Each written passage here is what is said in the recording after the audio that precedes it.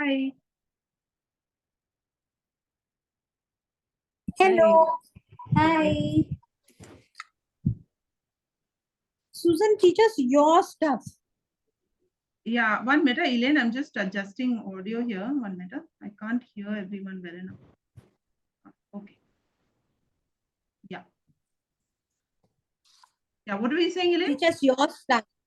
I said teach us your stuff. That's My unique to stuff. you.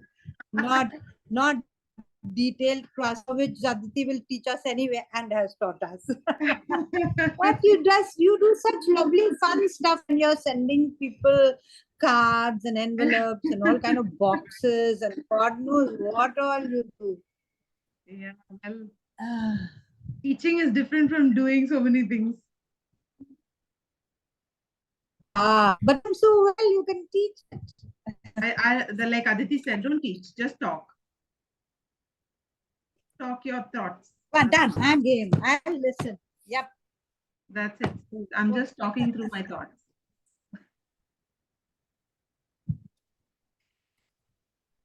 I hope your thoughts and stuff. So I was attempting a little bit of bread lately, which is why I sent all those. Yeah. Bread is quite tough. Yeah. Bread is actually very bland. Tough. Yeah. It's bland. It looks That's like it. all the same To color. make So something like why? so Yeah, why would you? Like, but the fact is that even those many colors can come out quite nicely if you place them well. So just give me 1 minute. trying to sell it to me, it's okay. Yeah.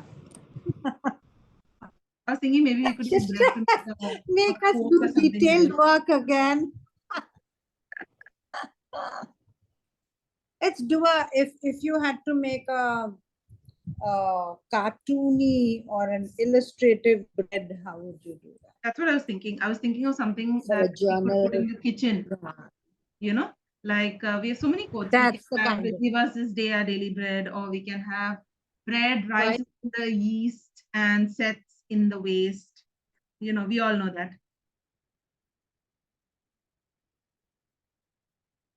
Something funny.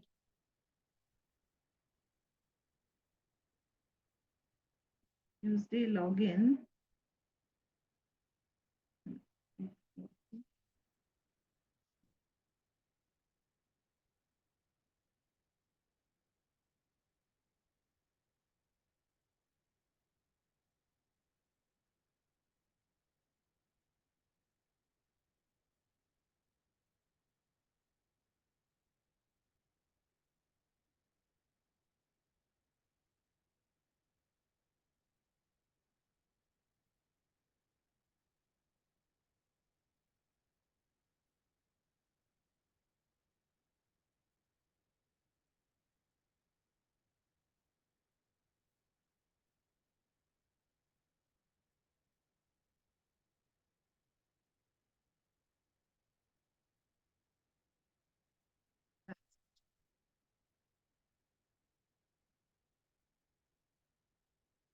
Trying to just get my video to.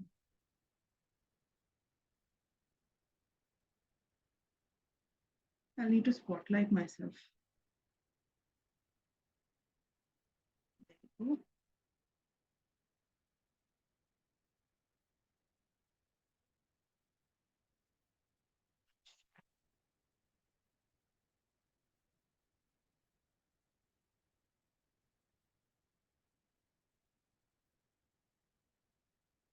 Okay.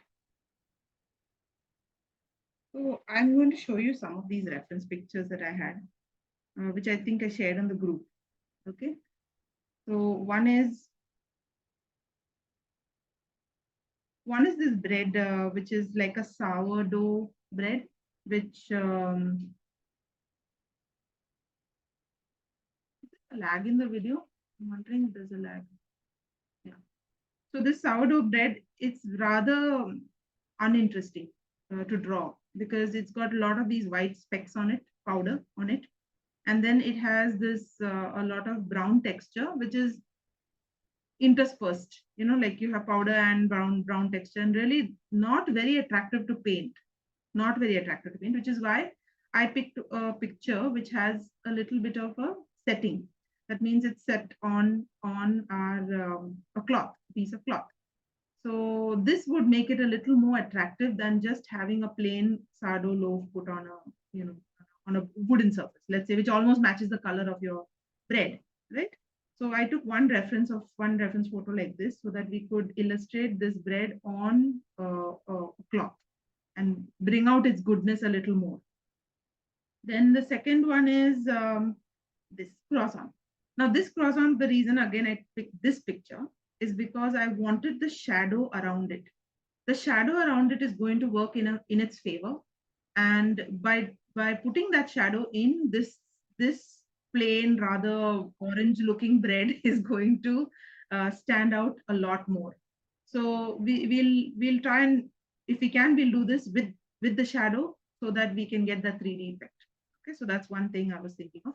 And then of course a normal bread, there's nothing great about it, except that you can probably use a watery wash to get these little pores in between. We want to show the holes and that bread-like texture, so we could work on that. Okay, so these were the references. I have also one croissant. I saw it on, oh, Elaine, you sent something. This was a sourdough rice bread that I had tried. So I just really? sent you a picture of how it, I mean, it doesn't look like a sourdough wheat one. It's much more dense. But just for the heck of it, I mean, yeah, no, but this is a nice example of where you have like burnt, a darker burnt portion, and you have these lighter portions. So how would we do? This is an excellent example for wet on wet. If you have not blending, yeah, it's a nightmare. Yeah. So we should actually attempt something like this just to understand how we can work that the wet on wet without too much of a color mixing. Absolutely. I think this is very important. I find it very difficult. It becomes cloudy. That is a good example for that. Yeah. We could just try this out.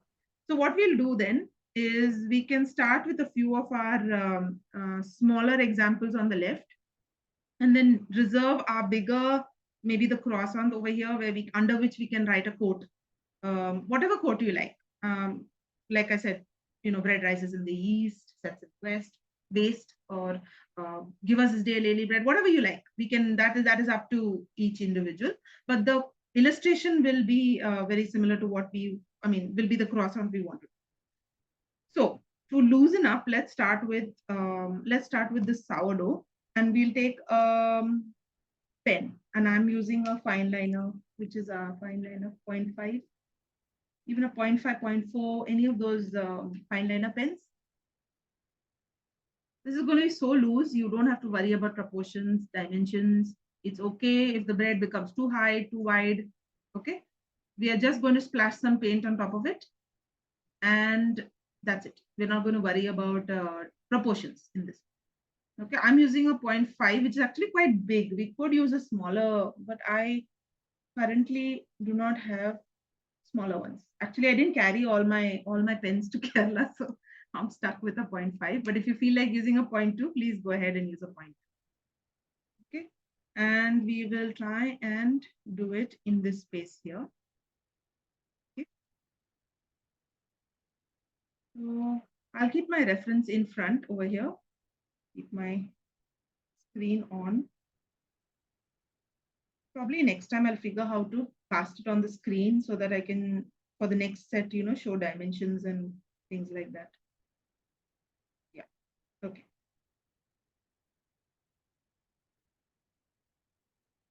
So first off, we are going to try and get the shape of the top of the bread.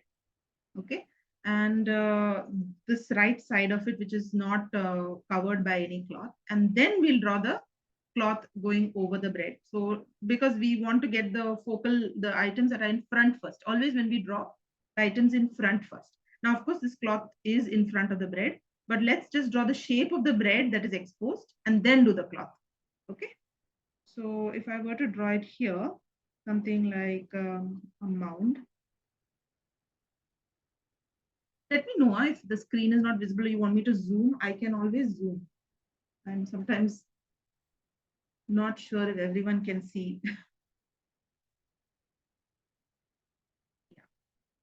And if anything is not visible, let me know. So I'm going to draw something like this, a very rough line. Over here, I have a We little. can see only you, Susan. Oh, you can't see it? No, the others can see. 1 minute. Maybe the internet. Oh, wait. Sorry. I have not spotlit. I have not spotlit my. How wonderful. Yeah, better. Yeah, I'm zooming and Yes, looking. I'm now wondering. you can see. Yeah, it's all visible. Okay. So now just running my pen over what I think appeals to my eye as okay, good placement. That is fine with what we are doing right now. Okay.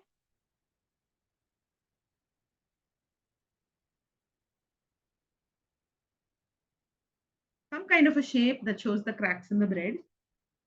And of course, I put in a base, which is a little bit curved. This is now in the focus. Now the cloth will come on this side. So let's draw the cloth.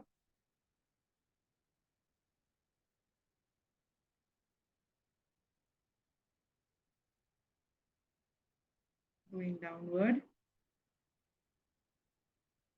Straightforward, right? We've done a lot of these kind of examples, so you will not find this at all difficult at all. I think Aditi makes us do this often,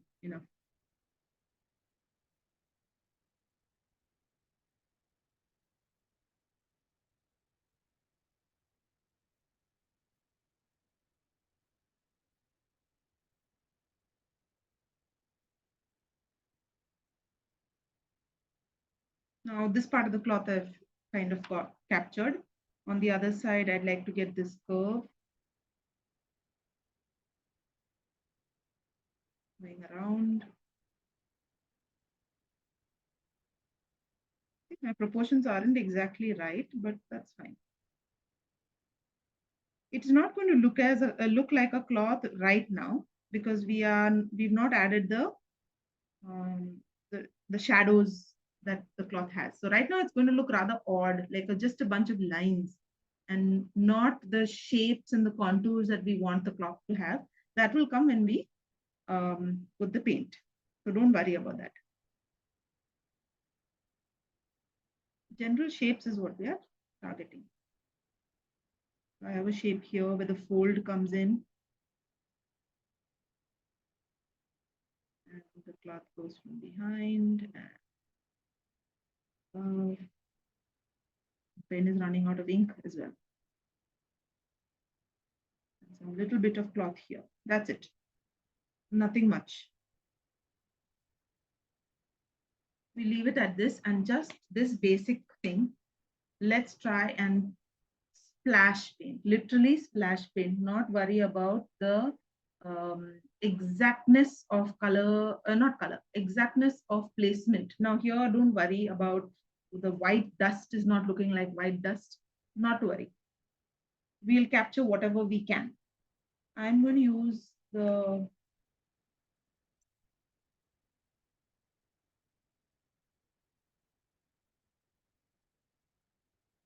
So before I start with the bread, I'll tell you the colors.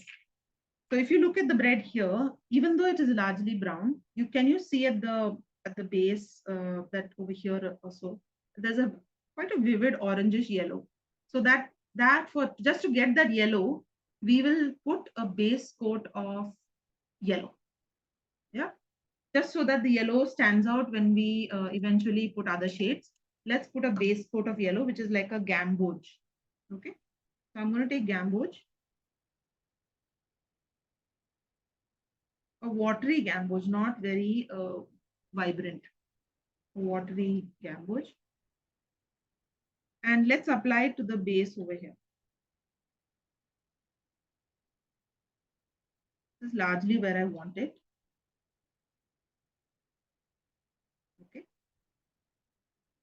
I also would like a little bit of gamboge here and a little bit of gamboge on this side. Okay, the parts where I can actually see a little bit of gamboge, that should be enough. Next, we'll go in with, I would say, this is, I forget this color. This is Indian red, if I'm not mistaken, not Indian red. What red is it? No, I got this new palette, and the placement of the palette is different from the old palette. Light red, sorry, not Indian red. It is light red, the one that's next to scarlet. Light red, okay, in our palette. And this bit of light red can be infused over the already wet gamboge. Just a little bit.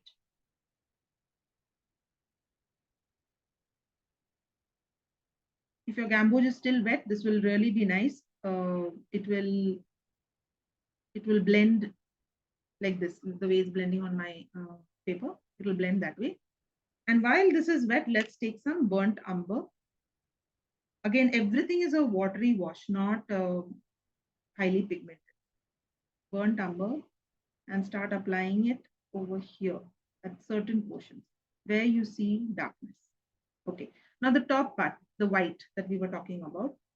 What you can do for the white here is rub, just like dab your brush on a rag and do a little bit of dry brush technique. Have you all tried dry brush technique before? Where you do not put too much of ink on the paint on the brush, and you just simply tap it, and then whatever it scrapes along. The brush scrapes along the paper and gives you this rough look. So I have found dry brush technique gives you those little white spots which you want to look somewhat like powder.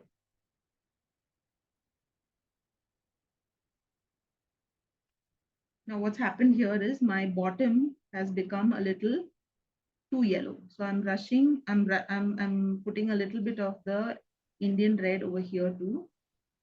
Going back with a little gamboge, touching up. Now this happens because paper is dried. Huh? This happens very often to me.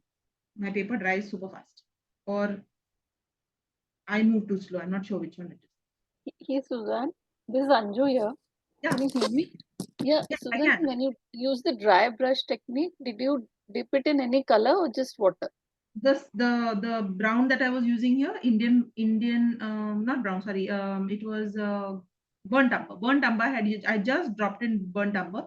So that same brush, I just dried it and moved it on the paper. That's all. Oh, It okay, was okay, burnt umber. thanks. Yeah, yeah. So you have to have some paint on the brush before you do dry brush technique. And for me, it was burnt umber. Okay, so now we've got that part in. We have to do the in-betweens. So let's again go back to a little bit of yellow. Dip into your yellow. And your next dipping in will be into burnt umber.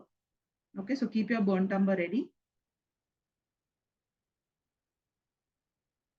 at the side. And while this yellow is still wet, dab burnt umber at certain places, not everywhere, because we want that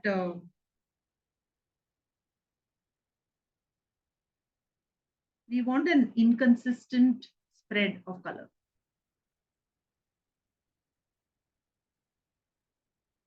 It can't be uniform.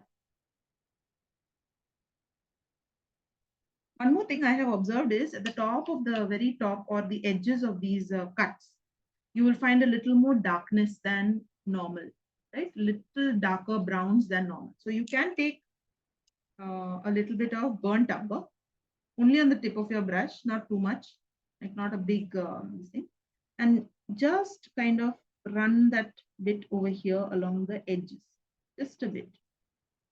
Okay, just the edges and some on top here. I see, because I see a lot of darkness here, right? So I want just for that effect of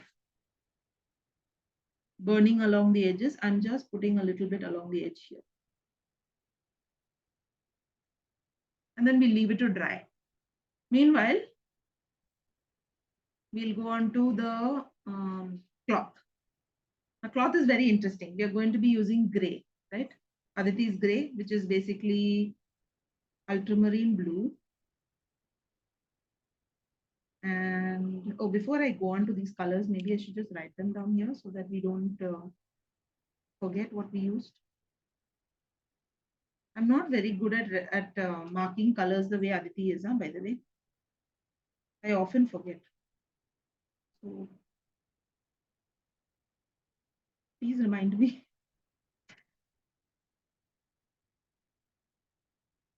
I think by now we know we can do it. Just put the spots and the color. So it's Yeah.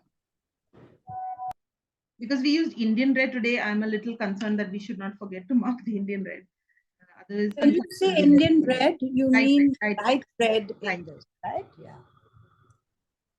And of course, burnt umber. We'll use these three colors. Having said this, I have also attempted these kind of breads with yellow ochre. So yellow ochre is a very nice shade for breads. So don't hesitate to try yellow ochre. I was just going with gamboge because I felt looking at the picture, it was very bright. So if you want a duller yellow, please go ahead with yellow ochre. Okay.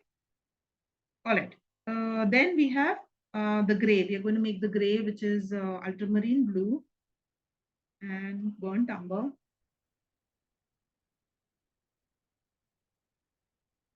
Ultramarine blue, burnt umber, and what is he uses black sometimes. A little bit of black.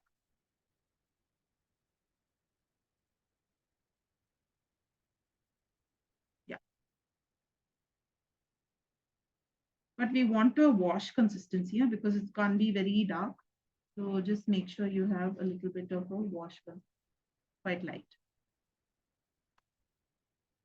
Now, look at the photo and just observe the dark shadows. Susan, after the gray, sorry, it was ultramarine blue, burnt Ultramarine umber, and the third color.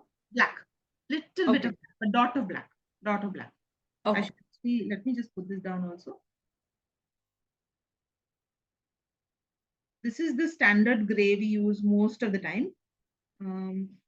I think now I've always joked about this with Aditi, saying that she should call this Aditi's gray, like we have Payne's gray. We should call it Aditi's gray because this is the gray she makes all the time. And all of us are so familiar with it, we should probably call it Aditi's gray. Where's my pen?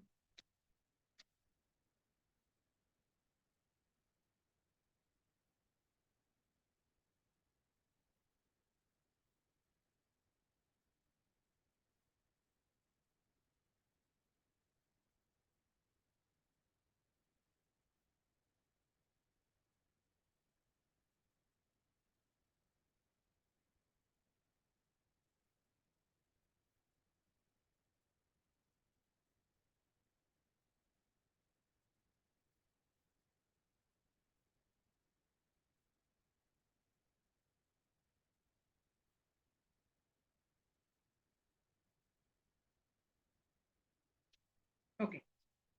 So now we go in with this color and literally look at your picture and apply it as you see it in the picture. So I'm starting off with this portion. I apply a gray here. Spread your brush out nicely and apply it. Don't be hesitant. Don't be too hesitant. Don't worry that it is less or more because your picture is just the reference. You can always modify it as you see, as you like. Nobody's going to look at your picture and compare it. Okay, so I see gray over here. And all I'm doing it is applying a light, wetting my brush after that and just lightening it here. See what I'm doing? I did not put more paint. I just applied one coat of paint and then lightened it. Similarly, I see a gray over here. See this corner here has a very clear gray, which comes down like this, shapes itself like this. It goes this way, that, and that's it. And that's it. That's all I see. I'm only putting that. But straight away, the form and the fold of the material starts to come out. Now I see also a curve here. See? Oops, too much paint. Here. Okay. Where else do I see any grays? See a little bit here.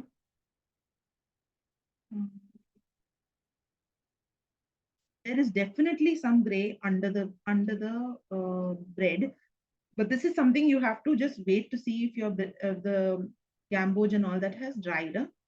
Otherwise, it's going to merge with the paint. So be careful when you're applying this bit.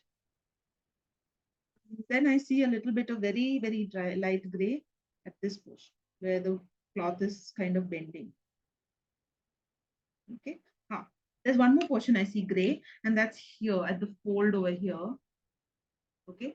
I see a little bit of gray. So let me show that gray. Okay, over here. See here? Where the fold has come in. So put in that gray too. It helps understand that, yeah, the material is bent over there. That's it. We'll leave it at this. Now we'll go back to our bread. What I love the most about watercolor, to be very honest, is putting in the dark shades. The dark shades make all the difference. All the difference. Our washes are great, of course, they're wonderful. They provide a great base, but the dark shades are a pleasure to put in. Okay, they make the item pop. So if you look at this picture, we have dark shades over here. See, these little dark portions where there are hollows in the bread. The shadow it's not all burnt, it's all mostly shadow. The shadow has made those little sections become darker. And we're going to try and get that out in our painting right now. Okay, for which our base colors had to dry. So that's what I was waiting for. So when I'm going in with this dark color, I'm going to start with burnt umber. And this time I'm not going to make it wash. It's not going to be wash consistency. It's going to be a little thicker than wash consistency. Okay, burnt umber, to which I'm adding a little bit of black. It's not jet black now. It is still dark burnt umber. Let me just show you how it looks on paper. See? So there's your burnt umber, which is lighter, and there's burnt umber with black. And we're going to add this very carefully with only the tip of your brush. So if you're using a thicker brush and you want to thin down, this is the time you will want to take a thinner brush. If not, if you're using a nice pointy brush like I am, you can use the same brush and simply add in with the tip of your brush. Small marks over here. And they are almost scratchy marks, by the way. It's not lines. Scratchy marks.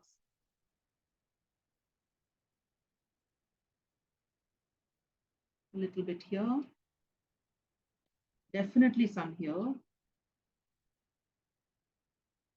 This portion is mildly that color. This part I definitely have a nice.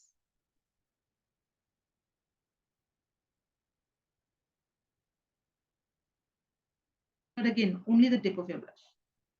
Only the tip over here, little bit here. And then as your paint starts to lighten, you can put in the little dots and dashes along the bread. This is after the paint lightens. So when you apply paint, you'll notice that the darkest values are when you first apply the paint.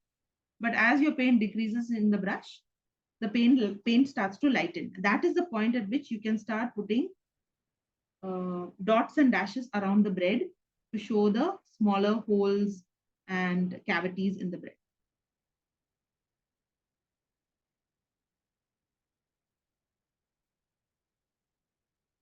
certain places. I'll take the same burnt umber, little more burnt umber. So now my black is reducing. Huh? I have only put burnt umber into the mixture. So it's become little more of a wash. And I will apply that same kind of gap dots here. Don't forget, it is not very concentrated paint. Our most concentrated paint was this, the dark portion. Now these are all just smatterings of paint to give uneven consistency. That's it.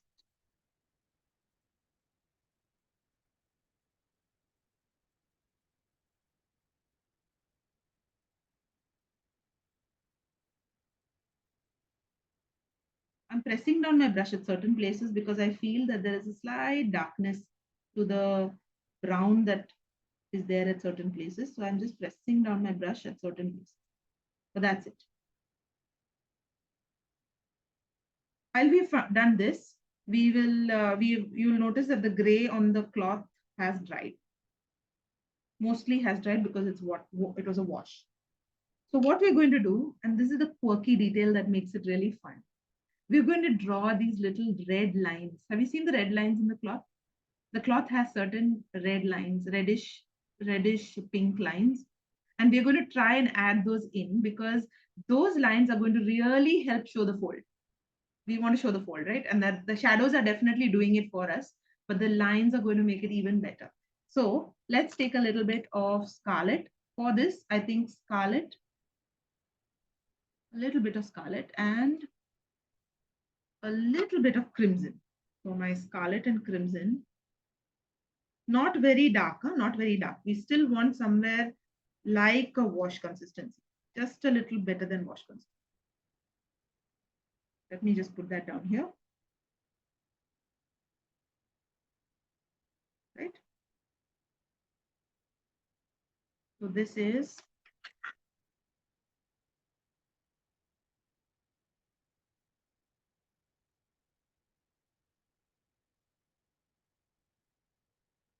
scarlet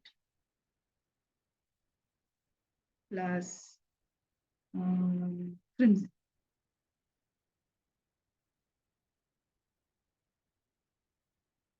Use a thin brush if you want, or the tip of your very fine tip of your current brush, whichever works. And let's try and put in the lines as we see them.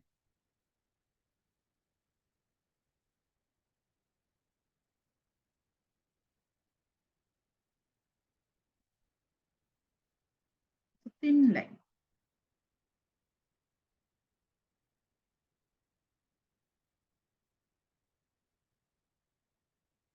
And that line, when this clock turns, now starts from here. So remember, I got in too much paint, it's become too dark. Remember to make those adjustments.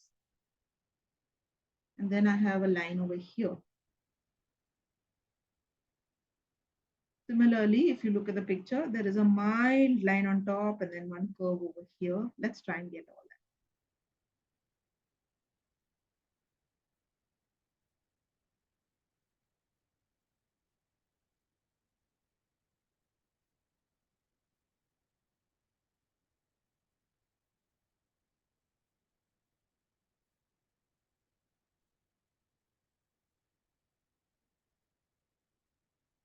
At certain points, the two lines may overlap because of the fold, and then again they will separate.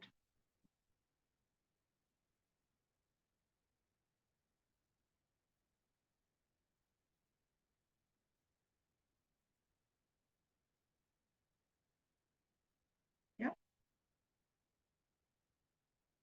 Now it has some form. Now the fold seems more accurate, or at least feels like a fold. At this point, you can stop, but I would go one step further and just put in a little bit of darker gray, which is the same gray, our blue, ultramarine blue, burnt umber, and little black. That gray. I'll just deepen the color a little bit, not as much, not a very bright, very dark shade, just a little better than a wash, and put in the slightly darker details. So over here, I have a slightly darker section, just here. Okay. I also have a slightly dark section under the bread. I have the same kind of dark section, if you look at the picture, right in this triangle here. So right here, there's a portion where you will see a dark gray. Just put that detail in. Same thing here. There's a sliver of dark here and a similar sliver here. You will also notice a corner here. So it's always happening at the corners where the cloth folds and there is least light reaching a place. And that's it. See? So with that, we have the illustration of a sourdough bread, which otherwise would have looked rather plain, but with a cloth around it, it gives it a little more life. I'm not sure if that's the word for it. Yeah. Elaine, let's try your bread for a change. Okay, just so that we can understand the concept of burnt edges in between the bread. Yeah. And it's that gradual shading of the light to the dark. There's no definition. So get that in wet and wet, your consistency has to be just so right. Absolutely. I find that the most difficult in watercolors. So it will be nice if we can get that smoothness. Absolutely, absolutely. So I'll let you, if you want to get this even better, what I would recommend is that you definitely try this on watercolor paper. Okay. Watercolor paper has the very lovely quality of remaining wet longer than our drawing paper. Okay. So sometimes for studies, these are great. These are very good. These are very good for practicing. Your drawing paper is excellent for getting your sketching, your outlines, those kind of things. These are great because it is not textured. And where it is not textured, your pen moves beautifully. Now, if you try the ink illustrations on watercolor paper, the rough watercolor paper, especially if you got cold pressed, the pen does not stay as steady as you think, and then it will have these jagged edges. So I would always recommend using this paper for early illustrations. But when you eventually want to get wet on wet blends better, try using watercolor paper. Okay. But we'll do the same exercise here. There's no harm. In fact, for this one, we won't use the pen. We'll start drawing just the outline of your bread in pencil.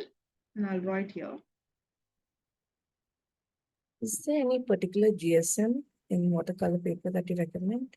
No. So GSM, that's another thing. Like, I mean, having painted with a lot of heavy watercolor. When I say heavy watercolor, I'm talking about landscapes that require like more ink, more paint than water. That kind of stuff. I find, of course, 300 GSM paper is the best because that paper does not. The paper does not not buckle. It buckles. It does not rip. The shreds. The fiber does not come off. That's the good thing about 300 GSM watercolor. If you're doing such heavy washes, and there are many landscape paintings for which you need to wash and wash like 10 and 12 times, and our poor drawing paper will not survive it at all. No chance. So that in those cases, 300 GSM watercolor paper is excellent.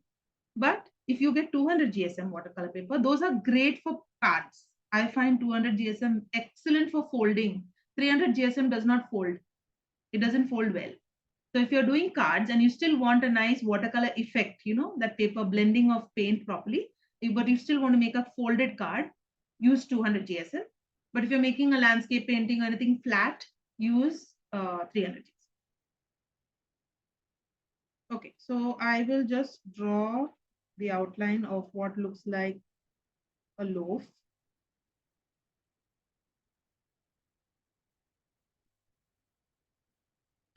So I'm just going by a rough proportion. This makes like a square for me, and that makes like a second square. So it's almost rectangular-ish, like two squares at the side. So I'm just going to stick with that proportion.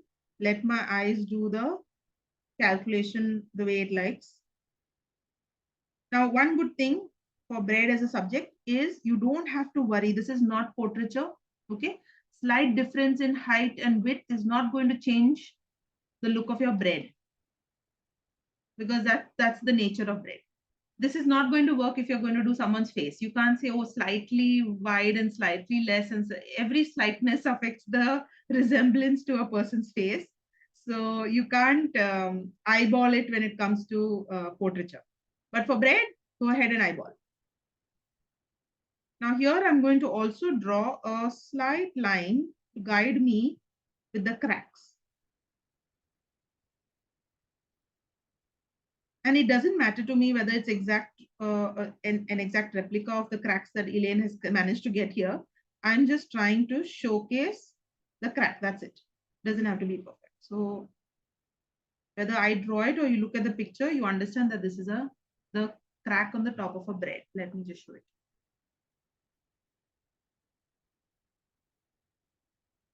Can you see what I've drawn? This is only to guide my brush when I want to do wet on it, when I'm trying to introduce the dark color. Okay. I will.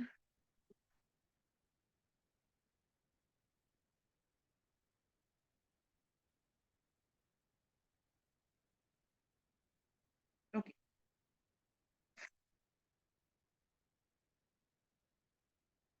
We'll start now. Now looking at the colors here, you have such a light yellow here. It's almost looking like lemon yellow, but I wouldn't go with lemon yellow because lemon yellow can be really, what shall I say, too cool for bread, too cool for bread.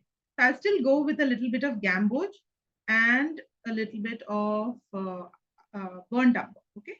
But I will nicely water this down. In watercolor, lightening is obviously with water and not with white. So we're going to get a nice wash consistency of gamboge and burnt and yellow ochre. Little thing here I've got. So watery. Let's start with that. Okay. Apply this along the entire corner, especially of this part, because this is where you will see the maximum yellow. Okay. And we're going to move a little fast because we want to get that blending right.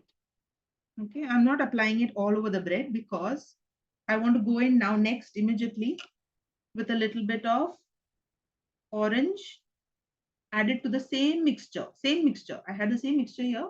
I'm just adding a little bit of orange to it and starting to run it over this bush.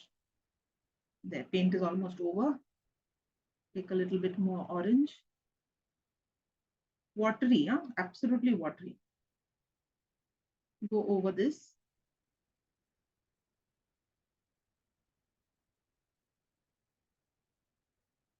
If you feel your paper is drying, don't worry too much. Now what's going to happen here? The top part, my orange is going to come in when my yellow is already dried. See over here, I'm going to get a little bit of a patch. Don't worry too much about it. All you need to do is go back in with a little bit of yellow. Okay. And now the yellow will interact with the orange and you will get a similar effect of blending. So just because the earlier yellow dried when by the time the orange came in, doesn't mean that you can't blend anymore.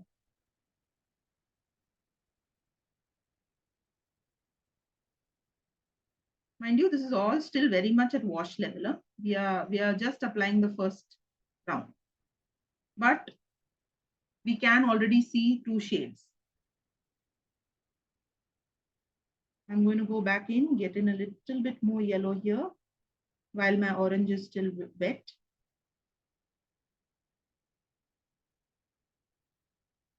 Just a little.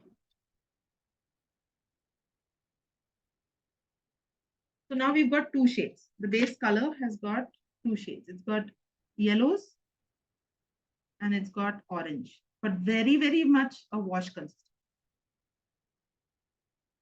On top of this, we are going to start putting slightly darker colors. And also we need to address this middle portion here. It's not white, right? That's another thing we have to address. So looking at the way at which these are drying, let me just start with the side. The side is brown. Let's put in a little bit of burnt umber and a tinge of yellow ochre. Burnt umber and yellow ochre. This is my burnt umber, my yellow ochre. Gives me a lighter brown than burnt umber. Apply that to the side here. The side is definitely darker than the top.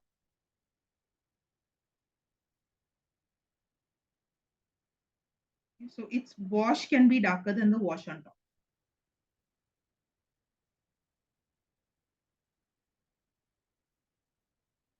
Okay. Now I suppose we can go in for the middle section with only gamboge, watery gamboge, very watery gamboge, just in the middle. Only gamboge, nothing else.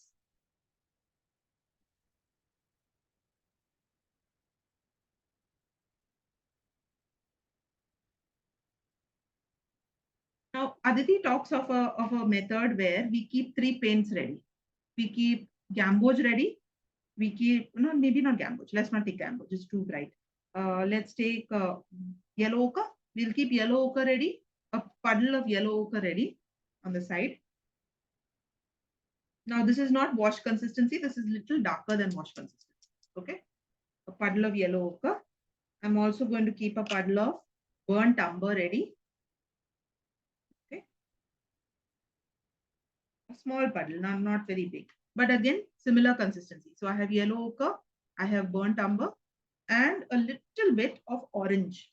3 colors. We are going to, why I'm saying we should keep this ready is because literally with every stroke, we'll dip in another color. And so if the color is not ready, you're going to lose time. Making it, right? So just make these colors the side, keep them ready so that when it comes to dipping, it's there, right there. Okay, starting off with yellow ochre. Let me just make a little more. Starting off with yellow ochre, I'm going to go once more around this portion. Okay. And immediately after this, I will start using orange. I will dip into orange and expand. Okay. But not so much on this side. This side is lighter. So let's not get very, let's not get to experiment too much. And then I put in just a tad bit of brown here, just a tad. I'll tell you why. Because we don't want it to get too brown. If you notice, the rest of the bread on this side is not dark.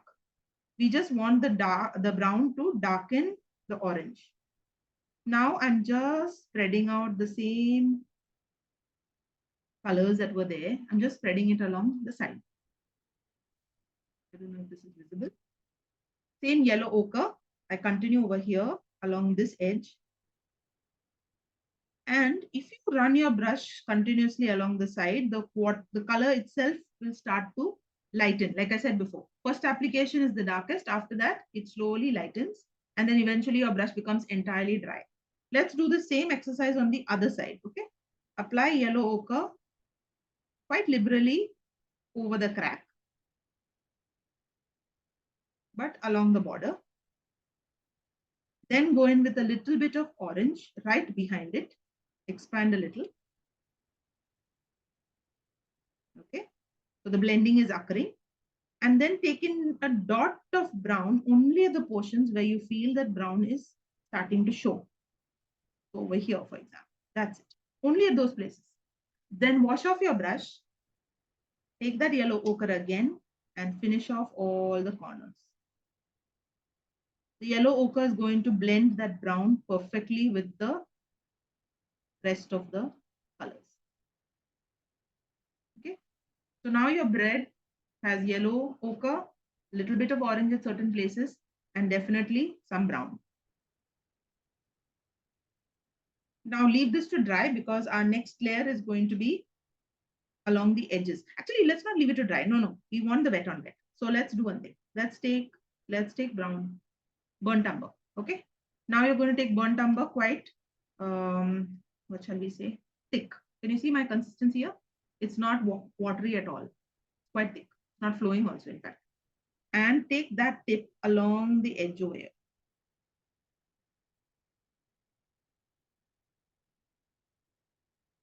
Only the tip of your brush. Okay. Almost like a dabbing motion. This is not at all watery water paint. If it is watery paint, it's going to blend a lot with the yellow ochre that's already there. So not watery paint.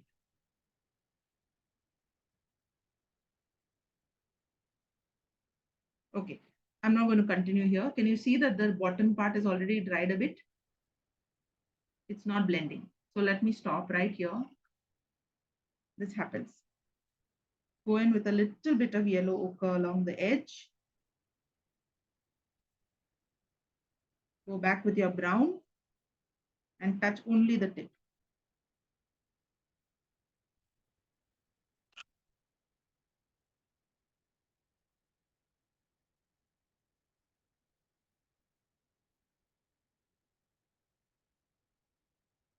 At certain places, the brown is a little deep, thicker, and certain places it's thin. So just keep that in mind. See if you can imitate that thickness and thinness wherever you can.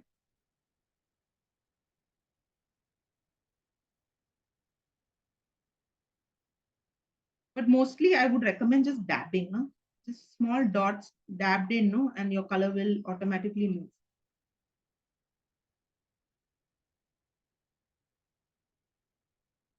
Yeah. So the crack in the bread is starting to show the burnt sections.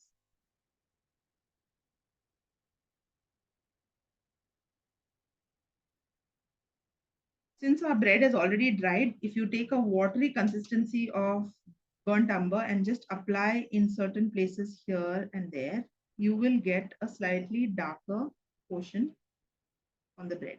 Watery consistency. I see here, I see here. Let's put in that patch right away.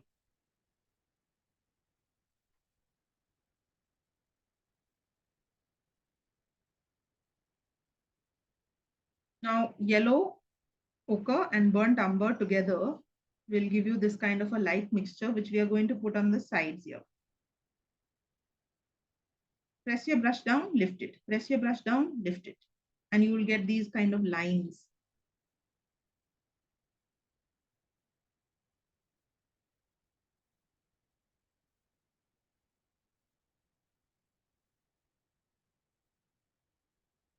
Then take your deep burnt umber and dab it at the base at these places. You know, the one that we used for the crack, no? The same type. Apply it at the base over the wash that you just applied. Only at the base. This will allow the color to blend only at the base. Nowhere else.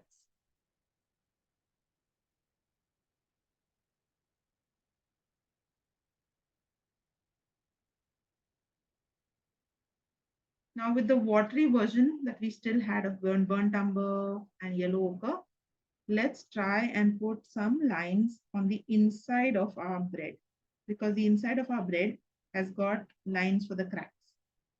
This is like a dotted line. It may look at first as if it's very dark, but when it dries, it will lighten. Okay. I'm running it along the edge over here only because I know that my brown is dried, by the way. My brown, dark brown has dried.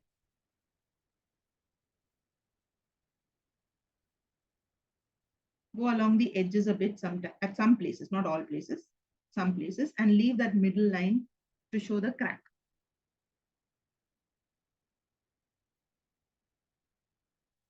If you're up to it, we can do the cracks along the side as well over here. Can you see little cracks here with the same watery mix?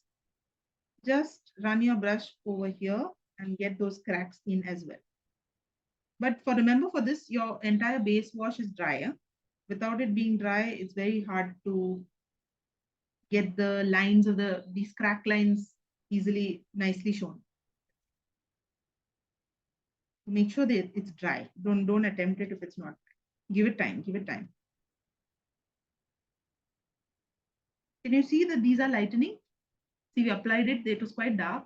The wash only looked a little dark, but now those lines in between the cracks are starting to lighten. Run the same kind of wash at certain edges of the cake, of the bread. So now for over here, I see it defines the bread a little bit more when you run the brush a little bit along the edge. See, remember when we had pen marks, it was very easy to have a border to the item. But when we don't have a pen and we have done a pencil in an illustration in pencil, we can use watercolor to highlight the borders. The same watercolor we're using, and very often in wash consistency. In wash consistency, you will not feel like it will not feel like a dark border. It will feel like a very natural light border. And yet it is just a little bit more defined.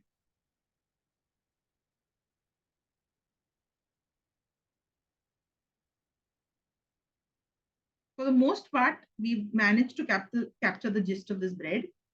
We can take a little more now. Like I said, no, dark shades really make a big difference. So if you can continue to take a little bit more of the burnt umber without making it very watered down and put some strokes here, it would add some character to your cake or your bread.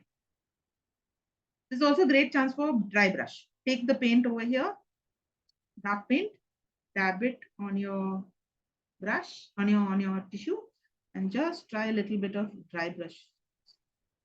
What's going to happen is you're going to be left with all these lighter marks, scratched marks, and that gives you some texture. See? There's actually very little paint, and it's not depositing too much paint on the paper. It's just leaving marks. Now the bread will look quite flat the way it is right now. So what you must do is add a little bit of a shadow. So choice is yours. If you would like to have a gray shadow, then choose the ultramarine blue, burnt umber, and black, that gray. Or the other option is that we can choose a bluish shadow, okay, which would be like a cerulean blue shadow. You can choose to have that option, but I'm going to go with gray because I find with bread, it's quite nice to have a gray shadow. It's just a personal preference. You can try blue. It may give you just as prettier an outcome.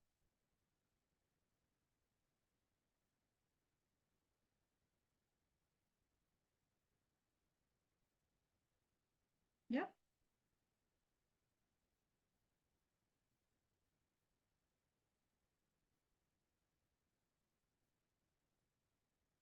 It just makes the bread look like it's sitting on something.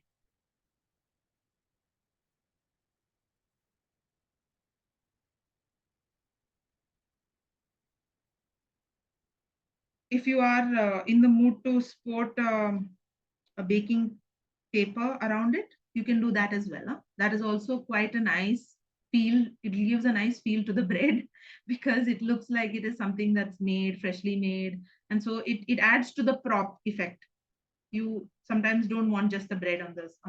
So if you feel like adding a layer around with which is going to be mostly grays, try that too. But leave that for when you have some time and you think that will work as a good illustrative piece. Okay, for now I'm going to leave this bread as is and let's proceed to another. But Elaine, like I said, if you try this on watercolor paper, it'll be even better, much better. You don't have to be very guarded here. It dries so fast that we end up rushing around to fill in all these spots. You'll be less hurried with watercolor paper. I get a little, the cloud edges because I think it's too wet. Also, too much of water, then it starts buckling, Correct. Those are my two. But this is slightly better than my other washes, which were dreadful. No, the paper matters a lot. Huh? That's one thing I've come to realize. All right. So in the time we have, which is about what, half an hour, a little more than half an hour, let's attempt a nice big croissant. I love croissant. I don't know what it is, but just to eat as well as to illustrate, there's so much, so lovely, so many lines that initially I always think I want to put in all the lines that I see. And then what happens is I start to get free enough with my lines, and it doesn't matter. I'm putting lines where I want, and it doesn't matter. The picture still looks very, very real. Okay, so now we're going to put that here in the space that we have. Let me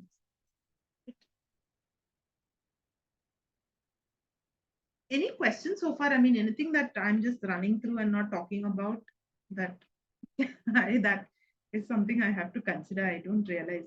We'll show you our work. You can just evaluate. Ah, yes, yes. Let me just spotlight. I won't be able to see otherwise. Susan. Oh, nice. So, hello. Yeah. Hi, Susan. This is Anju. Yeah, Anju, tell me. Yeah. So, the bread which I'll just share a picture of my bread. So, the one which, mine has kind of it has, sunk in from the middle instead of becoming fluffy, Okay. like Elaine's bread. Yeah. It's like there's a dip in the middle. Okay. So how do you bring that effect? You have a picture? You shared the picture? Yeah, I'm just sending. Yeah, yeah. We'll see, no? We'll actually evaluate and Yeah, see what we yeah. can I'm do. sending. I'm going to write, by the way, this is rice bread, right, Elaine? Yes, yes, this is rice bread. Therefore, it's got that smoothness which sourdough wheat bread doesn't have, that lovely rough effect you give. This is Correct. very smooth because it's rice. Right. There are no big holes. Got it, got it. Nice, interesting. I have not heard of rice bread. My husband can't eat wheat, so I do rice sourdough as well as rice bread. And it doesn't last long. You have to finish it that day because by the next day it's rock hard. Send you the recipe. I'll forget what it is.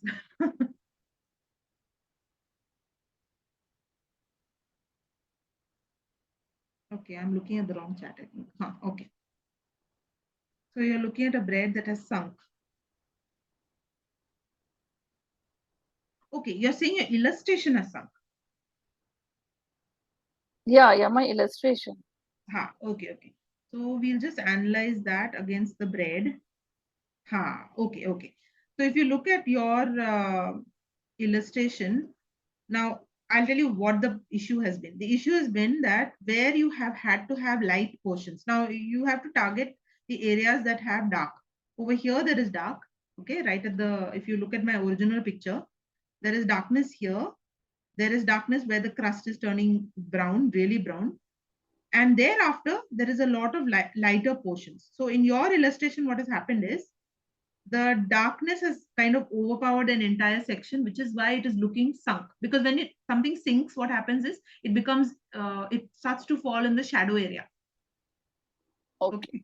So it starts to follow in the shadow area. And that is why you feel that something that is dark is actually downward or below something or sitting under something. That is the general feeling. Whereas if you look at the right side of your bread, this portion is actually lighter. So now this looks like this part has sunk, but this side is okay. It's all right. It's at a higher level. So this is just a play of colors that has slightly changed and is causing this sense of sunkenness. Okay. Yeah, and I think that the top line of the crack, yours, Anju, it's concave rather than convex. The top line of the crack in the middle. In the middle, the crack in the middle, the top, that top line, ours goes upwards, yours goes like a concave. So it looks as if it's down. Have a look. Possibly. Okay. Yeah. Thank you. So yeah, I think it's just this portion over here. No, unfortunately, a little too much of the darker color actually came in. And had you kept this part a little lighter, no, it would match the height or what appears like the height of the bread on this side. And then you would have had a rounder bread. That's why this part is looking a little soft. But you got that right on the other side. Huh? The other side is quite nice. Okay. Thank you. Yeah.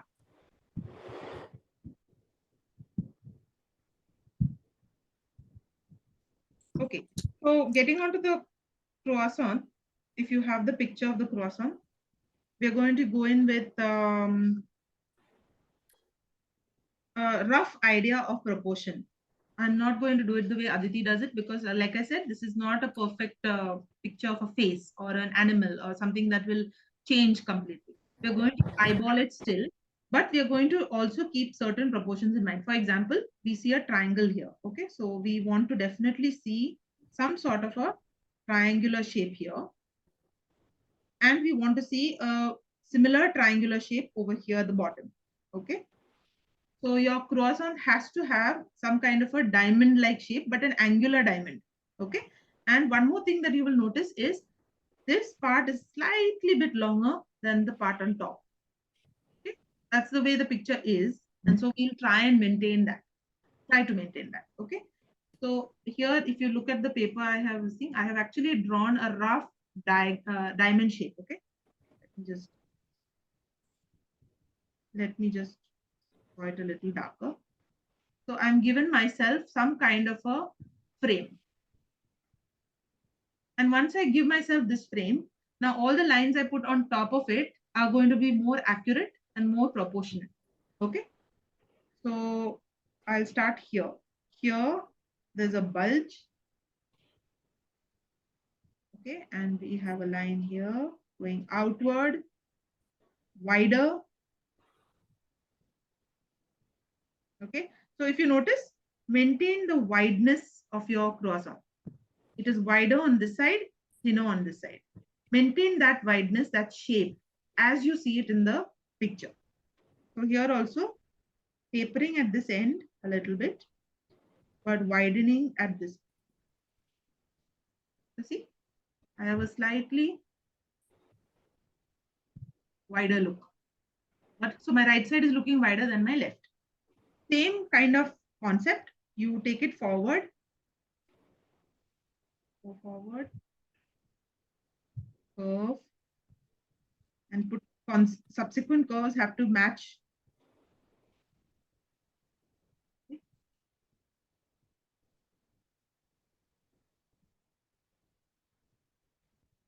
And then we have one more bulge. So very, very peculiar of a croissant is that each little wedge or each little curve stands out on the border. See, the border is very important. If you start drawing your curves in such a way that the line is maintained over here, it will not look like a croissant.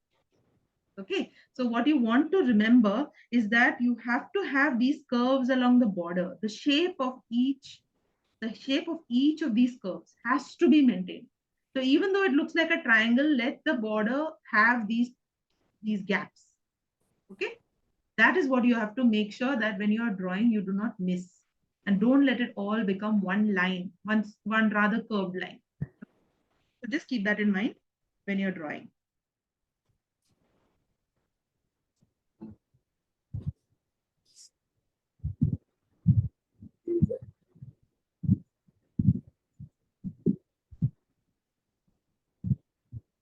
All the lines in between don't have to be drawn. We are going to mostly illustrate them in ink, in paint. So don't draw all the lines. We just want a few basic lines that give you the individual shapes across. That's all we want. So don't go into too much of detail. We'll add the detail as we put paint.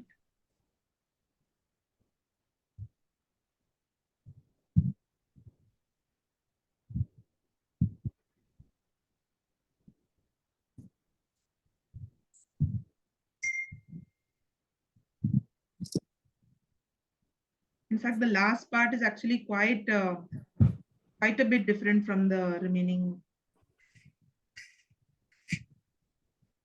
I'm going to just, I don't have my kneadable eraser. So if I had the kneadable, I would have just erased these extra lines.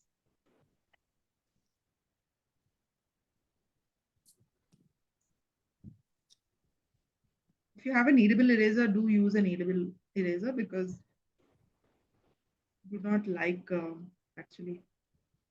It's already a sensitive piece of paper. You don't want erasing to cause more damage to it. Now, what I'm erasing, by the way, mostly is the straight lines that I drew in the beginning. Right now, what I want to show is the curve of the border. That should be very evident. So the straight lines, if I take it off, I get the curves. Yeah, that's what I'm.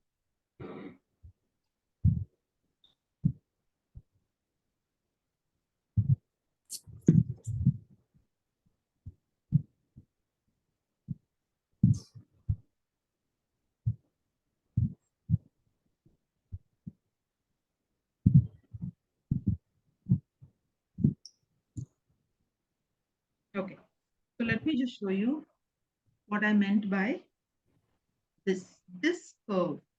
Okay, this shape is what I'm talking about. That shape is what we want to definitely maintain at all costs. Okay. And the rest of these lines in between, don't worry about them too much. We will add them in paint. Okay. All right, base color, because I have such a vibrant croissant, I'm going to go with cabbage. And I may also use a thicker brush because my current size 4 is rather small. Let's start with a base wash of yellow, gamboge, sorry, gamboge.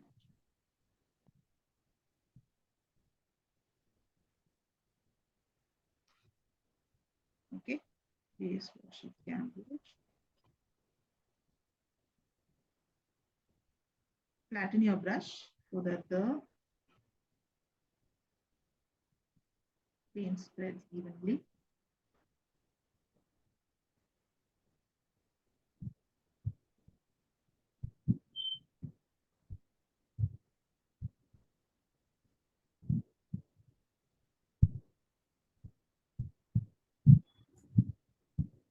I'm not using the regular S68 brushes because I wasn't able to bring my entire set with me from home.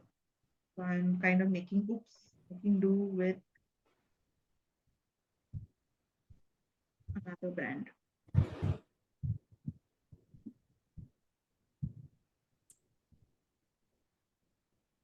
While this is still a little wet, let's use orange. Okay. And the orange is going to sit here. Look at your picture, you will start to notice that the orange is on the lower part of every ring. Okay. So add that orange in at the lower part of every ring.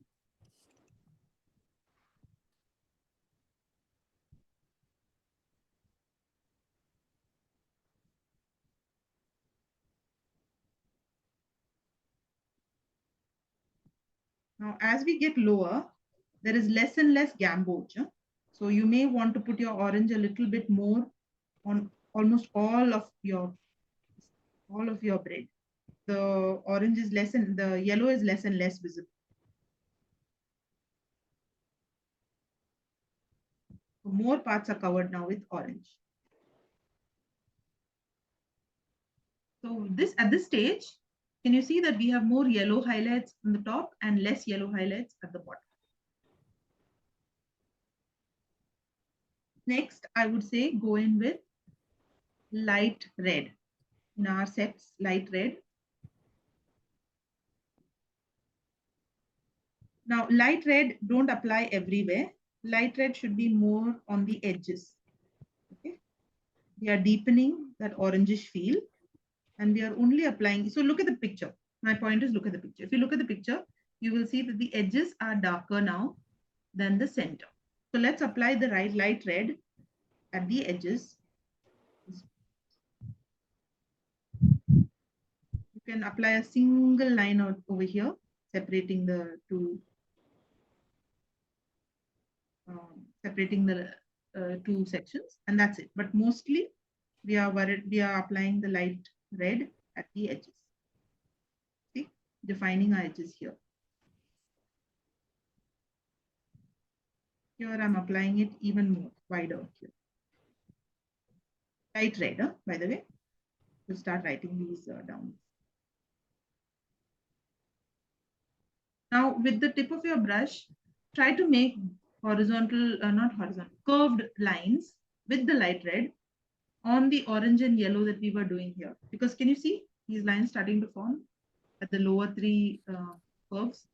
So let's try and put in a few lines as we put in the light red on the sides.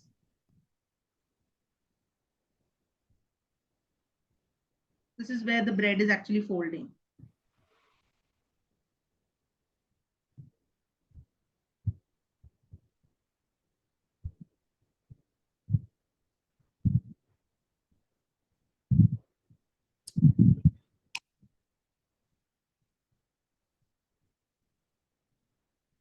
The bottom is almost entirely dark, so apply light red liberally on the bottom.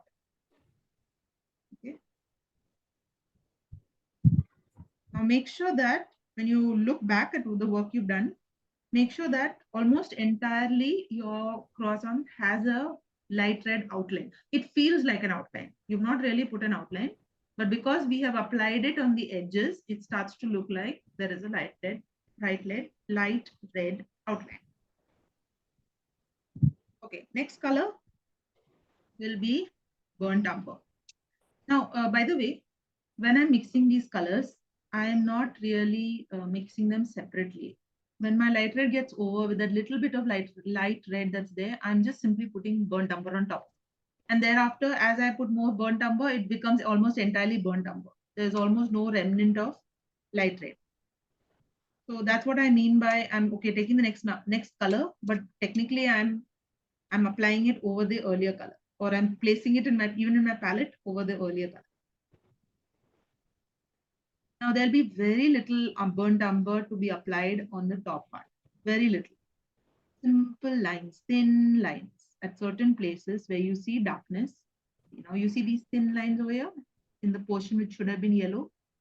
Over there, very thin lines with the tip of your brush can be burnt umber. Very thin lines. And I hope everyone's taking a rather light consistency of burnt umber. This is deeper than a wash, but not very pigmented. Because if you take it very dark, you're going to have very dark lines. We want still a washy sort of creamy sort of consistency. Take the tip of your brush and draw these broken lines along the edges of every section. Okay. You can put these broken lines. They darken at the edge a little bit more, but at the middle, they are just broken lines.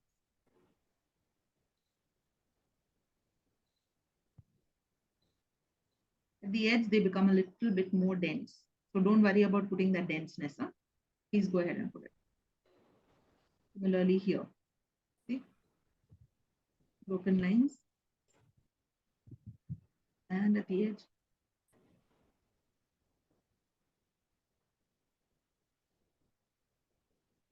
You will notice at this point particularly, sorry, reflection is too much. At this point, do you notice that there is a slight shadow forming? It's as if this raised portion of the bread is casting a shadow on the lower portion of the bread. Okay, so keep that in mind because your burnt umber can actually put a layer of shadow over there. So see, I'll show you this. See? So I'm actually putting a nice shadow under this, which looks like the shadow cast by the previous layer of bread. But this is, mind you, happening only for the lower curves. Same way, you will notice that there is a shadow here somewhere, and there's definitely a shadow here, quite a deep shadow here, which we will deepen. We will definitely deepen as we add more detail.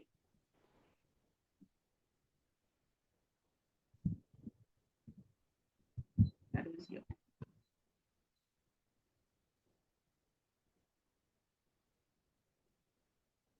Even here at the corner here, I noticed some shadow, by the way, just at the corner.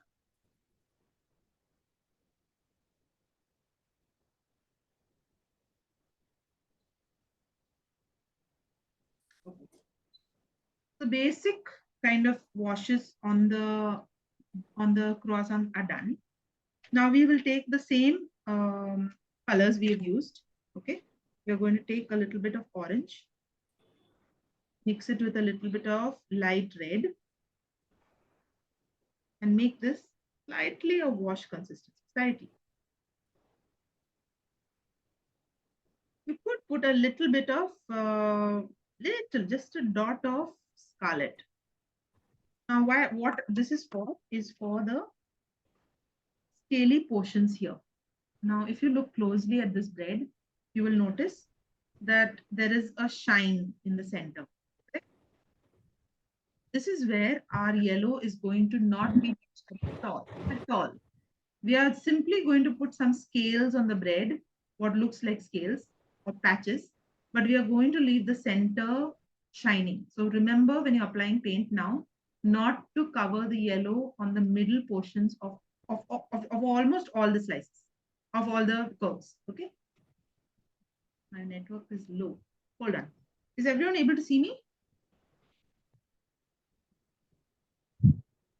Yes, we can put the picture. Okay. Now, applying these patches, let me just show you one or two so that you can understand what I'm trying to do. I'm not using all of the brush. I'm just using actually, let me check my brush. I go back to my number 4. I'm going to simply apply in patches over here along the sides. Okay. Lift and apply along this. Press, lift, but inconsistently. It can't be very consistent. Okay, leaving that yellow highlight in between. I'm not going to cover any part of that middle portion. I'm just doing this on either side. Similarly, let me take even the top part. Even the top has a little bit of this. Okay, little bit on both sides. That's it. Leave it. Similarly, now remember there are some lines in between which don't need to be touched. Don't touch that. Start from here. See? Here you can press down your brush a little more at the edges. Press down your brush. And then pick it up. Make these kind of splotches on the bread. But center will be left largely yellow. So now you can start to see that the yellow in the center will look like a highlight. You do this for the remaining swirls and you will start to notice that it looks like a highlight.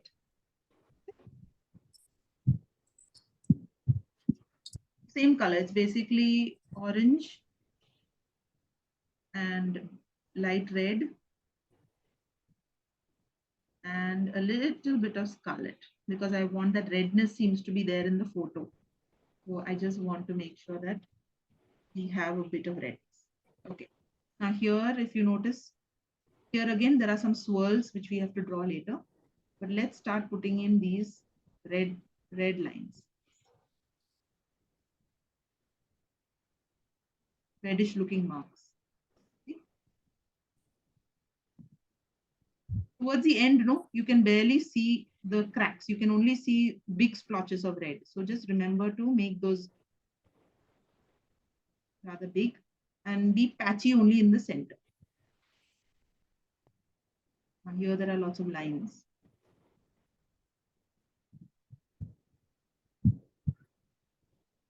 Once again, if you lighten your same color a little bit with water, you can put those lines over here.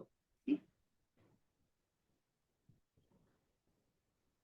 Put lines like this, but put them on either side. Maintain that yellow a bit more.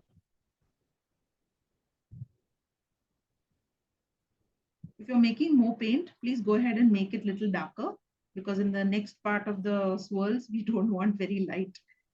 We don't want light colors. We want darker colors. Your croissant is getting darker. So make your mix of orange and light red and scarlet a little deeper, little less water. Let me show you how that looks. See?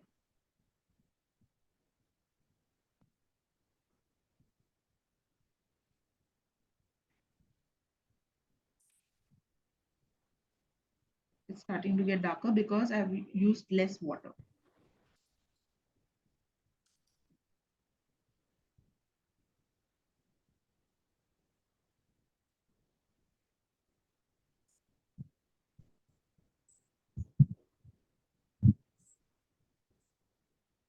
After you have finished drawing these kind of swirls in as darker colors you like, use the same brush because now the color is lightened, and put these lines here. Remember to put these lines in between because your color is not as dark as it was when you started. So instead of my point is basically don't rinse out your paint, your brush, because you want to lighten the tone. Use it judiciously. Portions which are dark, paint first, and then use the lighter paint or whatever's left of your paint for the lighter section. That's what I'm trying to say. Don't keep washing your brush. Now I'm coming to this portion where I am definitely applying a lot more. And if you notice, the lines here are vertical. Huh? See the bottommost? They are not horizontal like all the others. They are vertical. The tip has to have lines that are now vertical. So keep that in mind when you are drawing lines here. They are vertical lines. The tip of the croissant is not following the same. Okay. Now the fun part. Into this leftover paint, which is a mix of what all was it? Orange, light red, and scarlet. Let us now add a little bit of burnt umber and a dot of black into that same mixture because we're simply darkening. Burnt umber and black.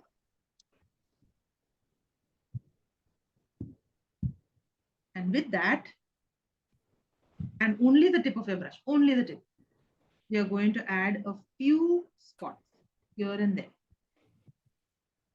See? Look at your picture for this and imitate what you see in the picture. See, I see a darkness here. I definitely see a darkness here. Come in the middle, one little splurge here. Few lines at the edge here. Okay. One solid line here for sure. For sure there's a line. Now by doing this much alone, see my color has lightened. So go back, take that deep color again and apply it on the next. Here.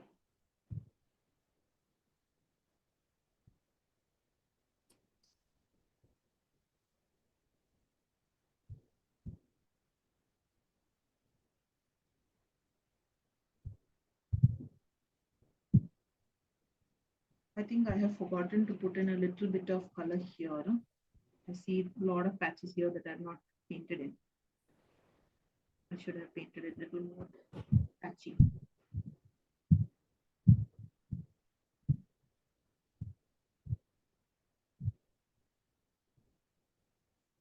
Some patches.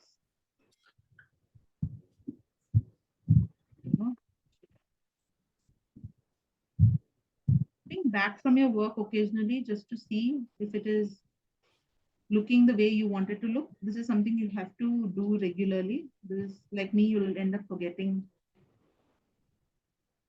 a few things. Okay, going back to my deep brown with a dot of black color and putting it here. This paint is not watery. This part, you are not putting too much water. It's actually more paint, less water.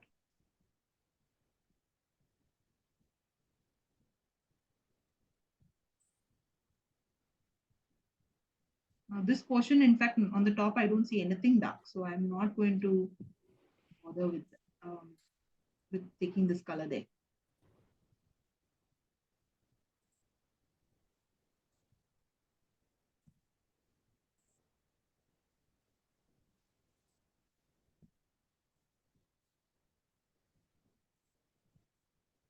So Okay, how's it looking? the croissant looking lovely. Oh, it'll look lovelier now once you put the shadow. Right now, it's just a bunch of lines. But yes, you get the point, no? Here's mine. Can't go wrong. Oh, nice, Elaine. Yeah, thanks. How do you like it? I'm also happy with the shine on that croissant. I'm happy with the shine. The shading is not as, you know, your lines are very sure and straight. Mine go up and down a bit. So So, yeah, I was trying to get those levels are all kind of, you know, when you look at it carefully, it's like almost like thin fish scales. They correct. one there and then it's an alternating kind of a layer. Correct. Beautiful. But you know what, Elaine? You've got it right. You've got the understanding right. You're right. You're perfectly right in saying that they are like fish scales. Okay. But And you you can't. also understood that they are not one under the other and they are not parallel to each other. That's also great. But what you will happen now if you analyze it more and decide to show it as is that you will start to draw each one for what it is. And that's what you should stop. You should stop at the That's it. yeah. I would like mine to look more like an illustration, like yours Yeah. is doing. It looks like a drawing. It looks like a painting, Yeah. Yeah. you know, and that is such a nice thing to because mine is looking like you would like, you know, I don't know. It's looking like a brass croissant. You know what I mean? A bronze. Very pakka. Yeah. Yeah. But also remember, our picture is also it's not a dull croissant, right? It's a very No, vibrant croissant. the lovely bright. Yeah. In fact, it has a lot of reds. I mean, I've not Yes, seen croissant with so much of red. It feels very red to me. So it's don't worry about it. Your reference also is that way. yeah. No, I've put in more red and less yellow, but that thin layer you get of baking, you know, the flaky bit, Ah, that red bit is that. It just comes off in a very thin. When you bite into it, it just crackles and correct, falls apart. correct. So that is so different from the creamy ring, which is a much harder bread. So Yeah. this picture gives you all that.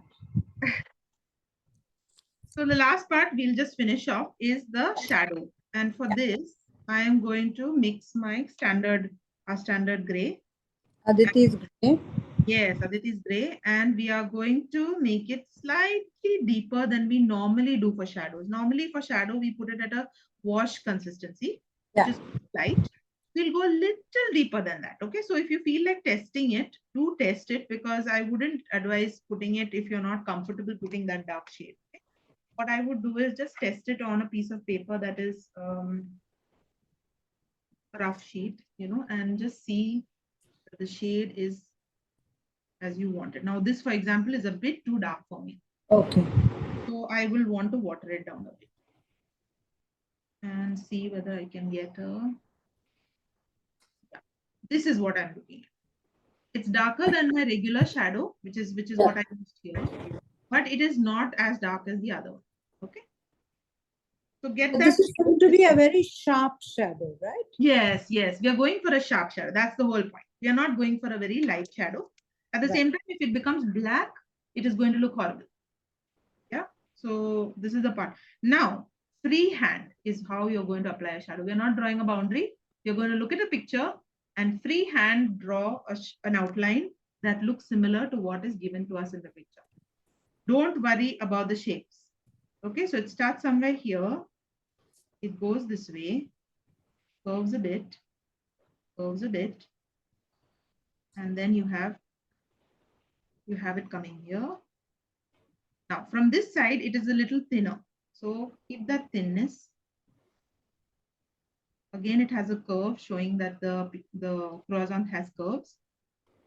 And the curves are not coinciding with the curve on the croissant. It's a little after the curve that is intended for because the shadow is falling further away from where the actual curve is. So keep that in mind. So this curve is for actually the upper part, but the curve is coming here in the shadow. And then one more here. After here, we have some very jagged shapes because it is imitating the shape of the tip. Now fill this in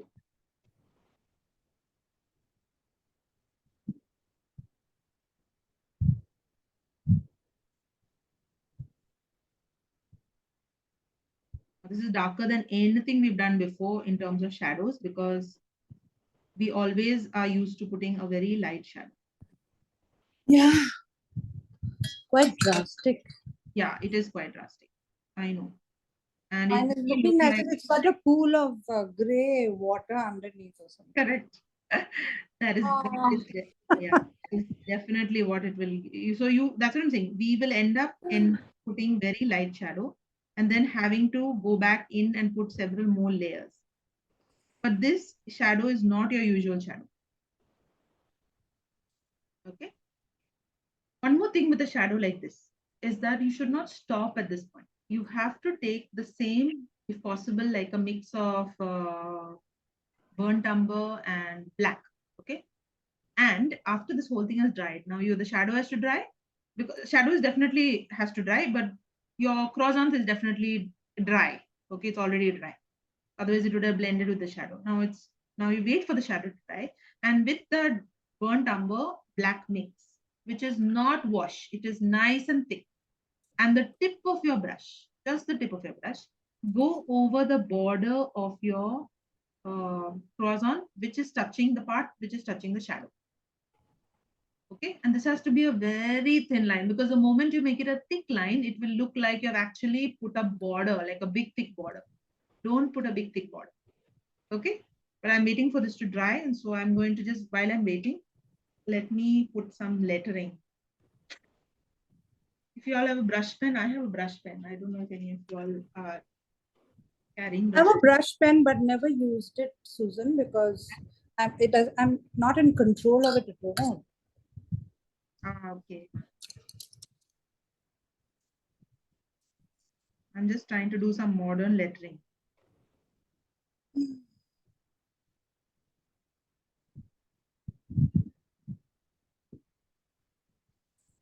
So my shadow is a bit patchy in a few places. Should I go over it once more? You can, but if you're going over it once more, don't use the same the same thick what Paint, shall I say? Yeah, the same thickness proportion of paint. because it will become darker. So So what do I do? now make it a little bit of a wash. Okay. Okay, and apply it with a thicker brush, if possible, not a thin brush, because again it's going to become patchy. Right. Okay. So Right. try to apply with a thick brush and smoothly over what you currently have. After that, if it is any more patchy, don't correct. Don't do anything. Don't do anything. Right. Yeah. So rises in the yeast.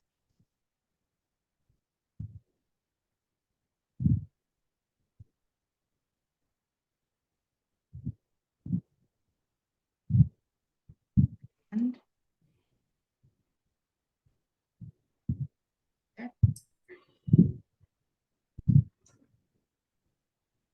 And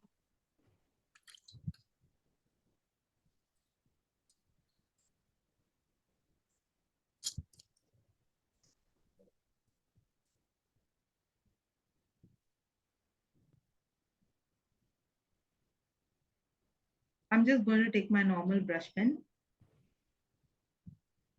and try and letter this.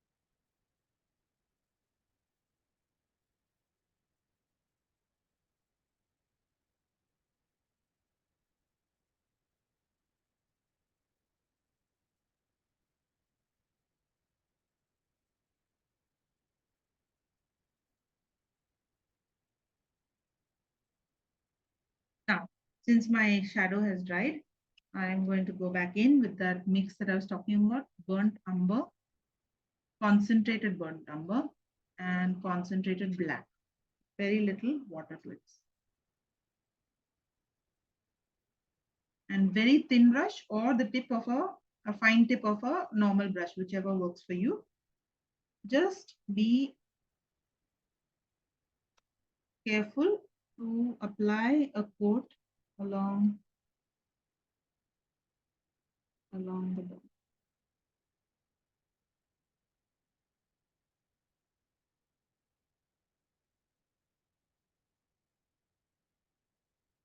Okay, just over here.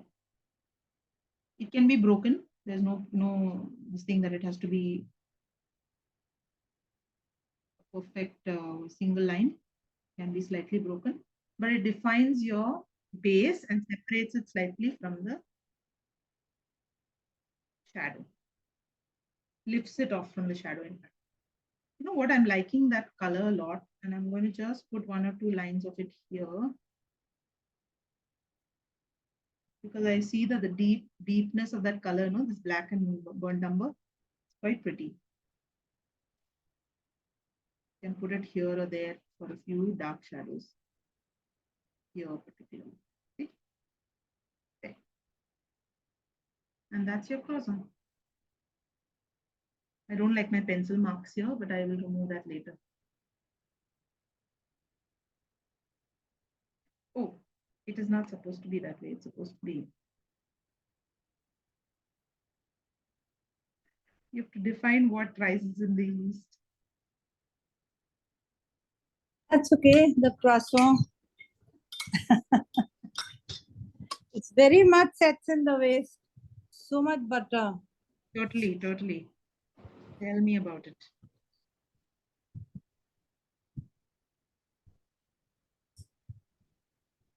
I'd love to learn this. What did you call this lettering? Oh, modern calligraphy, actually, modern lettering or modern calligraphy. It's all bounce and it doesn't worry. There's a lot less stress. You see, the point is that I don't have any skills in writing anything on our pictures because I don't know any of these scripts, these bouncy ones or anything casual, except my Right. normal handwriting, which is terrible. Or now in grosser, which is too much. It just doesn't go with this and I can't manage it. So we really need to learn, or rather I need to learn some lettering that I can put on, cards and pictures. And this we would love to learn. At least I would. This is not at all. This is very low pressure. And with your basic knowledge of calligraphy, whatever, not even what you need only half of what you already know. You just basically need your proportions, the X height. Yeah, Okay? yeah. Write a few words in the X height, and then after you write the word, you bounce it. That's how they teach you even bounce lettering. Above and down. Above and below the X height, certain letters, not all letters. Like for example, an I and an E, these are letters that should not bounce. So if you know those basics, it's very simple. Like an S can bounce, a H can bounce, an H can bounce above, a T can bounce below. So if you know those rules, then it's very simple. Write out your letters in pencil also, and then just bounce the correct letters. That's it. So that's what you need to teach us next.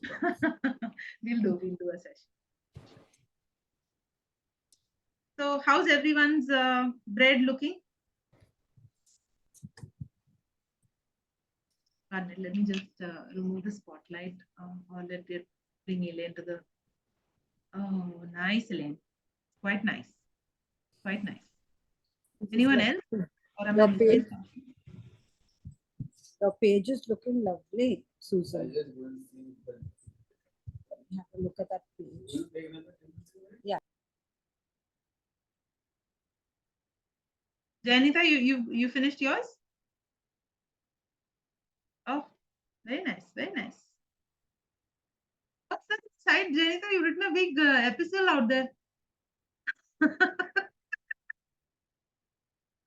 I love it. Oh, wow. What did you write? Yeah. Quite nice. Come out that well. Quite nice. Very nice. Right. It's a very nice croissant. Very nice. Super, super.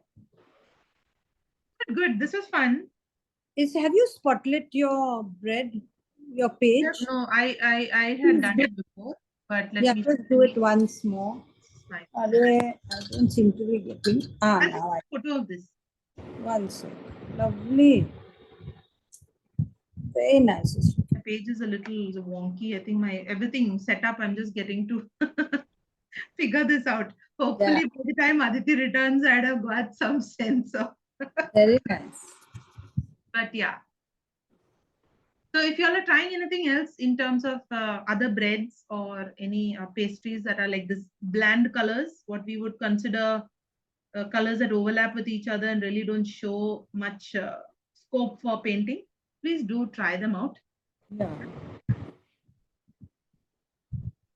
All right. Ah, We enjoyed. thank you. Thank you. We learned so much. Yeah. No, I don't think it's learning. Just talking. No. You all heard so much. You all heard me talk so much. This Friday, Aditi, I'll be going. Sorry, Susan, I'll be going off to with a guest to Panchgani, so I may not be able to do. To join our group, no? Tuesday, Yeah. I'll be back. Calligraphy, So not be able to whoever's join. there, yeah. Yeah, Tuesday I'll be back on Monday, so I mean I'll be free on Monday. So Tuesday I'll be Tuesday, are join. we meeting though? Are we meeting? Art? Tuesday? No. Yeah, Tuesday for art. Yeah. Not calligraphy. No. Calligraphy, yeah. Only on Fridays, no? Yeah, so that one I won't be this time. Yeah. Tuesday, in fact, I was thinking, I don't know if you have any ideas. We are on the last, are we on the last, this thing of May? The last Tuesday of May? I think so, yeah. Yeah, we are. So we can do one more food illustration. So you could, if you have any suggestions, let me know. But I was thinking of something like, painting a menu. Like we've never done a menu. Like And then you can teach us this bouncy thing. Because we'll have to write it out. Yeah. We have to write something on the menu. So yeah, we could consider doing like some script which can be used for menus. And yes. don't have I was any thinking of that. I was thinking like, what if someone told us, like I would like to put up a stall, and this happens, I know, in church, like when we have all these stalls. Someone will come to me, oh, you have good handwriting. Why don't you make this menu, make this list? So instead of making just a plain menu, how about we make some illustrations and make them a little interesting? Yeah. Yeah. Also, those kind of blackboards that people do in cafes. Yes. That's also a good thing to plan out. Like it's a Exactly. menu, but a chalkboard. The only thing is it should be decorated nicely and the writing should be good, which is Should be nice. my bugbear's the writing, which is really pathetic. Yeah. Don't worry. You should see my bouncy one. It's all over, bouncing all over the place. Bouncing all over, yeah. But that's how bounce starts for everybody. Sideways and up and down. We'll spend some time doing some bounce. If we are doing the caption of the menu in bounce, we'll just analyze it and then do it. Yeah. Because it's a good thing to use for birthday cards. It's a little casual. Whimsical. Yeah, it's a little whimsical. Yeah. And I don't have anything of that sort in my. Will do. Be nice. Thanks, Susan. All right. See you next week. Very much. Bye. See you. Thank you. Bye. Bye. Bye.